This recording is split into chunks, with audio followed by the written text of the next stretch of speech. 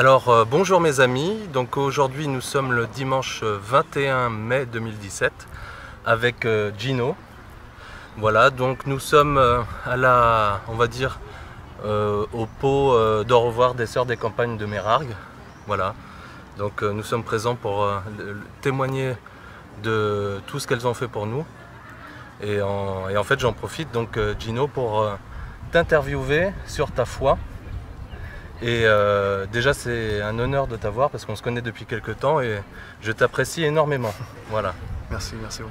Et est-ce que tu pourrais nous raconter voilà, ton cheminement, parce que tu es séminariste à Aix-en-Provence, et de témoigner de ta foi, comment tu es arrivé à avoir reçu cet appel du Christ? Tu sais, en quelques mots, si aujourd'hui je suis chrétien, c'est grâce à ma grand-mère. Voilà. Ma grand-mère s'appelle Margarita, actuellement elle est aux États-Unis. Et pour commencer du début, je suis né à Saint-Martin, je suis né un peu malade. Alors mon père et ma mère, ils ne pouvaient pas me garder parce qu'ils travaillaient les deux. Et on m'a laissé tout le temps dans une garderie. Et ma mère et mon père, ils se sont dit, Gino, on a envie qu'il soit avec la famille, avec quelqu'un de la famille. Et c'est pour ça qu'ensemble, ils ont décidé de m'envoyer à la République dominicaine. D'accord. J'avais environ 3 mois de naissance, à peu près. Alors tout petit, j'arrive dans les bras de ma grand-mère et elle m'a élevé. Voilà. Bon, je vais pas raconter tout en général, mais si aujourd'hui j'ai la foi, si aujourd'hui je suis séminariste, si aujourd'hui je suis le Christ, c'est parce qu'elle me l'a appris. Elle m'a appris à aimer le Seigneur et elle m'a appris à être en communion avec lui. D'accord. Elle m'a appris à savoir que je ne suis pas seul. Et que même avec les épreuves qu'on peut avoir dans notre vie, le Seigneur est là. Et je crois que mon cheminement a commencé par ça, par cette transmission. Voilà, ma grand-mère, en plus, elle ne sait pas ni lire ni écrire. D'accord, ouais. Et si tu la vois, tu vois en elle, c'est une sainte femme. Elle prie, son chapelet, la messe, c'est... Et déjà, sa manière d'être, ça m'a beaucoup touché. Parce que sa manière d'être m'a touché. Voilà. D'accord, ouais. Bon, et je me rappelle toujours, c'est toujours disponible. Toujours disponible pour le Seigneur. Et c'est tout ça. Elle n'a pas fait de grand chose, mais ses actions toutes simples, c'est ça qui m'a touché le plus. Et qu'aujourd'hui, je suis là aujourd'hui parce qu'elle me l'a appris et que personnellement, j'ai continué. D'accord. J'ai continué à faire ce qu'elle m'a...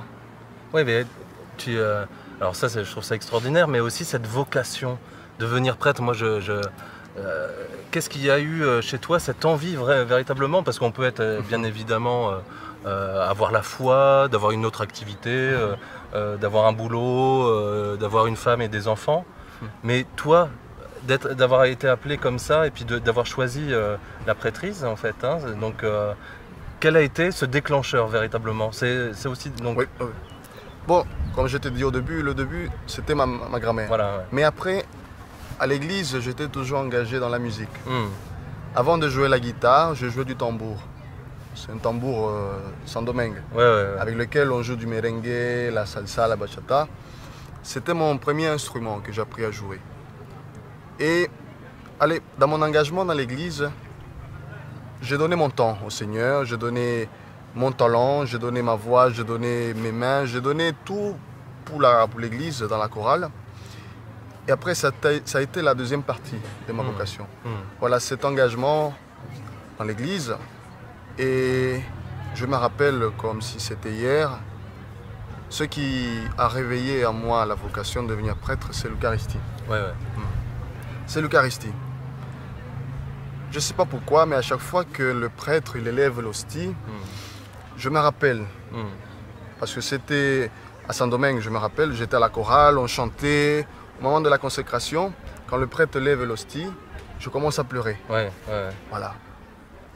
Et je me suis dit, je veux être comme ce prêtre-là. Et depuis ce jour-là, j'ai senti que le Seigneur voulait m'utiliser pour se donner. Alors comment tu l'as senti, ouais? Est-ce que bon, chacun a son appel ou moi par exemple personnellement j'ai eu un cœur qui a brûlé d'amour, hein, j'ai ressenti quelque chose que je n'avais pas eu avant. Toi ça a été quoi par exemple Ben moi je me rappelle, voilà, au moment de l'élévation, il y a une chanson qu'on chante. Alors je vais essayer de me rappeler. C'est une invocation à l'Esprit Saint. Bon, je ne me rappelle pas les mots rapidement, mais ce que je sentis, c'était mon cœur qui brûlait, mais je pleurais comme une madeleine. Voilà, alors mes collègues de la chorale, ils ne comprenaient pas. Ils me voyaient pleurer, mais je me suis senti aimé, accueilli, je me suis senti appelé. Je me suis senti à me donner au Seigneur complètement. D'accord. Et ben, à chaque Eucharistie, je ressens la même chose. Ouais. Bon, je ne pleure plus, mais je sens que, voilà, je sens dans mon cœur, voilà, ce désir. Ouais, il y a un moment qui est très... voilà. À chaque fois que je suis à l'Eucharistie et que je vois que le prêtre lève l'hostie, pour moi, c'est mon rappel à mon engagement et pourquoi le Seigneur m'a appelé à célébrer la messe pour les autres, pour son peuple qui a tant besoin de lui, du Seigneur Jésus. Et la Sainte Vierge Marie? Ah oui, Marie, je l'appelle toujours Maman Marie. Ah bah oui. Maman Marie. Et elle aussi, elle est très importante dans ma vocation. Parce que ma grand-mère, elle prie toujours le chapelet. Ouais. Et on priait ensemble le chapelet. Je me rappelle, tout le soir, on priait le chapelet. Des fois, je m'endormais et elle me tapait dans la tête pour me réveiller. Mais c'est pas Gino, réveille-toi. Et je me rappelle, tous les jours, on priait le Je vous salue Marie, le rosaire. Et c'est ma grand-mère qui m'a appris à aimer Marie. Ouais. C'est vrai que la force du chapelet, c'est vraiment un temps donné à Marie pour communiquer avec elle, lui donner tout notre amour et puis de parler aussi au Christ hein, à travers sa maman. Et oui, le chapelet. Donc Marie a une grande place pour toi aussi. Mais normalement, pour nous tous, chrétiens, Marie doit avoir une place importante dans notre vie.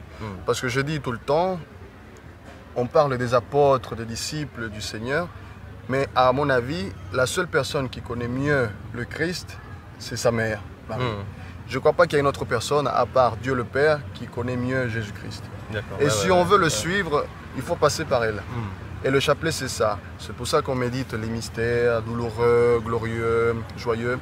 C'est pour nous mettre à la suite du Christ. Et je ne sais pas, je pense que tu le sais, à chaque fois qu'on dit un Je vous salue, c'est une fleur qu'on offre à Marie. Voilà. Et j'ai vu récemment une vidéo d'un prêtre qui a dit quand on va visiter une mère, on lui donne des fleurs, des belles fleurs. Voilà. Mais pour Marie aussi, quand on prie un Je vous salue, on donne de belles fleurs à Marie. C'est une rose qu'on offre à la Vierge Marie. Et voilà, des fois c'est difficile de prier le chapelet. On n'a pas le temps, des fois on est fatigué. Mais ouais, ce que j'ai entendu de ce prêtre-là, que un Je vous salue, c'est une rose, ça me motive à le faire parce que voilà. Ouais, Marie, c'est ma mère chérie et il faut l'aimer.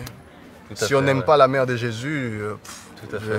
D'ailleurs, en parlant de la Vierge Marie, en Guadeloupe, il y a une forte communauté protestante aussi, évangélique protestante En Guadeloupe, oui. Ouais. Il y a les protestants, il y a les témoins de Jéhovah. Ouais. Il y a les anglicans. Donc toi, en fait, tu as été, en tant que catholique aussi, avoir eu des discussions... Tout le temps, tout le temps. J'ai beaucoup d'amis protestants. Ouais. Récemment, hier, il y a une amie qui m'a appelé pour me poser une question. Je pense qu'elle avait lu quelque part qu'il y a certains livres de la Bible, de notre vie catholique, qu'ils n'ont pas. Oui. Voilà. Comme quoi? Comme le livre de Maccabée, par exemple, le Judith. Il y a des livres que nous, on a dans notre Bible catholique qu'eux, ils n'ont pas. Et elle m'a appelé pour me poser la question. Bah déjà, c'est très bien si on te pose des questions. Et on a parlé un peu. Je lui ai dit d'aller lire ces livres-là pour voir pourquoi. Et je lui ai expliqué en gros pourquoi les protestants n'ont pas ces livres-là. Bon, ça, il faut s'en renseigner dans l'histoire de l'Église, avec Luther et compagnie. Mais je l'ai invité à aller les lire. Comme ça, elle va savoir, elle va lire qu'est-ce que ces livres disent. Et après, je pense qu'elle ira plus loin pour découvrir pourquoi. Voilà, à mon avis, ce que j'ai trouvé ça très très touchant. Voilà. Elle s'intéresse. Et je pense qu'elle restera protestante, mais elle a envie d'aller à fond. Et de plus en plus, d'ailleurs, je te rejoins, c'est qu'on sent qu'il y a de plus en plus un rapprochement un petit peu des églises avec le travail du pape François et puis du travail des papes avant. Mais depuis Vatican II, on peut dire qu'il y a eu quand même une belle avancée avec tous ensemble, chrétiens de toute confession. Et est-ce que tu trouves qu'ils sont plus, voilà, les protestants sont plus à l'écoute aussi de leurs frères catholiques, ou il y a toujours un petit peu de guéguerre entre chrétiens de confessions différentes? Est-ce que tu trouves qu'il y a plus d'écoute de leur part aussi envers nous? Ce que je peux te dire, c'est que nos frères protestants, ils sont à la recherche aussi de Dieu, ils sont à la recherche de la vérité. Voilà. Alors entre nous, les catholiques et les protestants, on a du mal des fois à s'entendre. Parce que nous, on croit en Marie, on croit à la communion des saints, voilà, on croit des choses qu'eux, ils n'acceptent pas. Voilà. Et là, on n'arrive pas à se rejoindre. Ça ne veut pas dire qu'on n'est pas frères, on est frères. Voilà. En Christ, voilà. Mais voilà, ce sont des points où le dialogue est un peu compliqué, un peu difficile. D'accord. Voilà. Ouais. Mais là, on ne peut rien faire, c'est Dieu lui-même qui fera son chemin. Parce que l'unité, elle n'est pas de convertir tout le monde au catholicisme, c'est de convertir tout le monde à l'amour de Dieu. Bien sûr. Ouais. Et qu'ensemble, nous puissions rayonner du Christ, que nous puissions donner ce que Dieu veut qu'on donne, c'est son amour. Oui, ouais, tout à fait. Mais je m'entends très bien avec mes frères protestants. Des fois, il y a des petites tensions, voilà, parce que quand je parle de Marie, je dis que Marie, c'est ma mère chérie. Quand je parle des saints, que voilà, j'aime bien Saint François d'Assise, j'aime Sainte Mère Teresa, j'aime le Saint-Père, le Pape François. Voilà. Des fois, ils me disent, mais pourquoi tu vas aller voir les saints si tu as Dieu lui-même? Des fois, j'essaie de l'expliquer que Dieu a eu besoin des hommes pour se donner. Et que les saints, ils sont tout simplement des témoins de son amour. Et est-ce que tu trouves qu'il y a chez les séminaristes une recrudescence un petit peu comme ça? Il y a de plus en plus de séminaristes un petit peu depuis ces dernières années. Est-ce qu'il y a une vocation un petit peu des gens de plus en... Est-ce qu'il y a de plus... Parce qu'on dit souvent qu'il y a que les églises un petit peu se vident, qu'il manque des prêtres en fait. Et est-ce que toi tu vois ça réellement, qu'il manque vraiment de prêtres? Si, il en manque. Déjà, on peut le voir dans notre unité pastorale. Le curé, il a 5 paroisses. Et lui, il est tout seul avec le Père Bruno. Alors, c'est pas facile de gérer tout ça.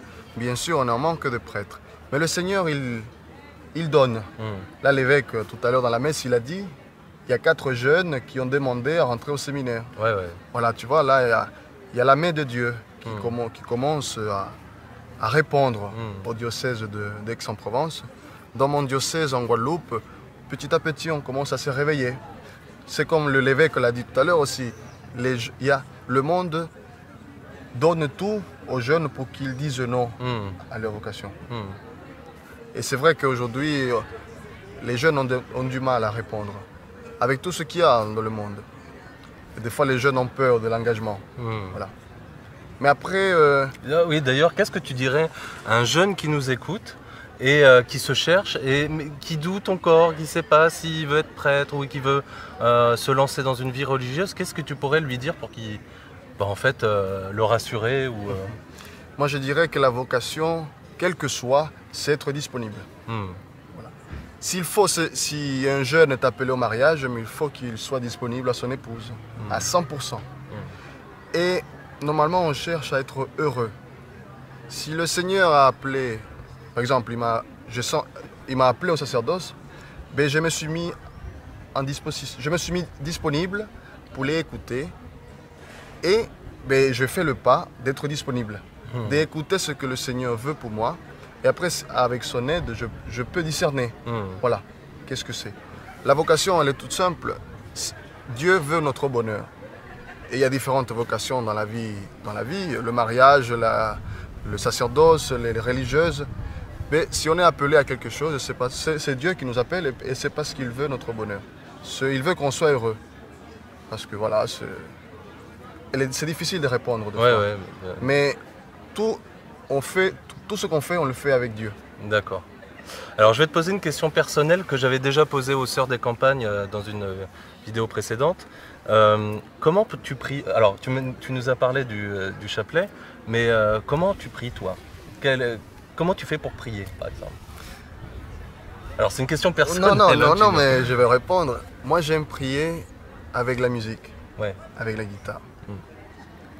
À chaque fois des fois je suis un peu triste, un peu découragé, je prends ma guitare et je vais à la chapelle. Je n'ai pas besoin de prier, de faire des grandes prières, seulement de jouer et chanter un bon morceau. Voilà. Parce que tu sais, chanter, c'est prier 2 fois. Et voilà, cette prière avec la musique, voilà, j'ai toujours prié avec la musique. Oui, d'ailleurs la musique, c'est quelque chose chez toi qui est étant moi-même musicien et guitariste, la musique pour toi, elle est très importante à l'église? Elle fait partie de ce que je suis. C'est un véhicule en fait. Voilà. Parce que bon, avec la musique, j'arrive à moi-même prier, mais je sens que les gens prient aussi. Parce que les gens, des fois, ils viennent me dire « Ah, c'était très bien, c'était recueillant, on a beaucoup aimé. » Et là, je me sens bien parce que le peu que je donne dans la musique, ben, ça touche les gens. Ça peut les aider à prier. Voilà. C'est le but en fait. Et voilà. Après, tu sais, dans l'église, en tant que prêtre, on a une prière qu'on doit faire et qu'on nous demande de la faire. C'est la prière de la liturgie des heures. D'accord, Voilà, nous les séminaristes, les prêtres, les religieux, religieuses, on est tenus à prier les offices. Voilà. Les laudes, le milieu du jour, les vêpres, les complis, les tierces, sextes, nonnes, parce que c'est la prière de l'église. D'accord. Voilà. C'est une belle prière, c'est avec le psaume aussi. On chante pour le Seigneur. Et ça, cette prière-là, depuis que je suis entré au séminaire, voilà, je donne mon temps au Seigneur pour prier avec la communauté, pour le monde, pour l'église. Et on est en communion. Voilà. Les séminaristes, les prêtres et aussi les autres chrétiens dans le monde entier. Voilà. C'est une prière qui est très jolie et elle est là tout simplement pour offrir au Seigneur le monde avec la louange, le psaume, la parole de Dieu. D'accord. Et en tout cas, c'est un très beau témoignage, hein. Je pense que vous le voyez aussi. En fait, là, prochainement, tu pars en Guadeloupe? Oui. Quand ça Le 30 juin. Donc nos amis guadeloupéens, attention de bien accueillir notre ami Gino. Et en fait, tu vas rester combien de temps là-bas? Je vais rester 1 an. 1 an, ouais. 1 an en intercycle. Une année de mission pastorale. Là, avec le Père Michel, le Père Bruno, je suis que le week-end en paroisse.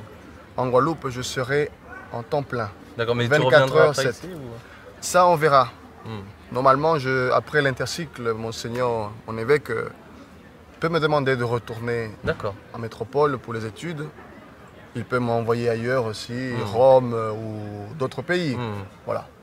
Là où l'évêque m'envoie, il faut que je réponde, que je dise oui. D'accord. Bon, tu veux dire quelque chose d'autre Mais bon, à nos auditeurs, chrétiens ou non chrétiens, protestants ou non protestants, le Seigneur nous aime. Voilà. Et il nous appelle à aimer les autres. Bien entendu. Voilà. Le commandement. Tout à fait. Aimez-vous les uns les autres comme je vous ai aimé.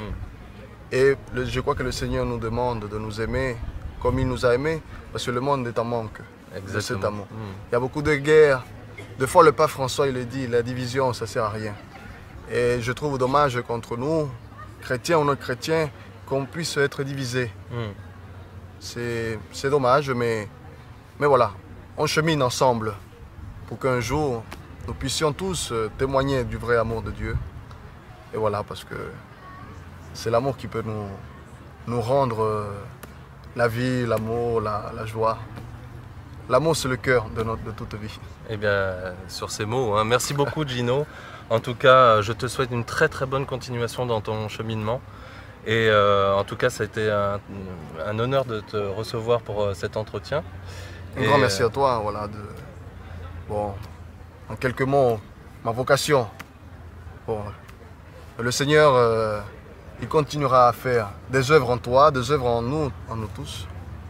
Et voilà, nous sommes tous appelés à donner ce qu'il nous donne. Eh ben, merci beaucoup, Gino. Merci à toi. Merci à tout le monde. Au revoir.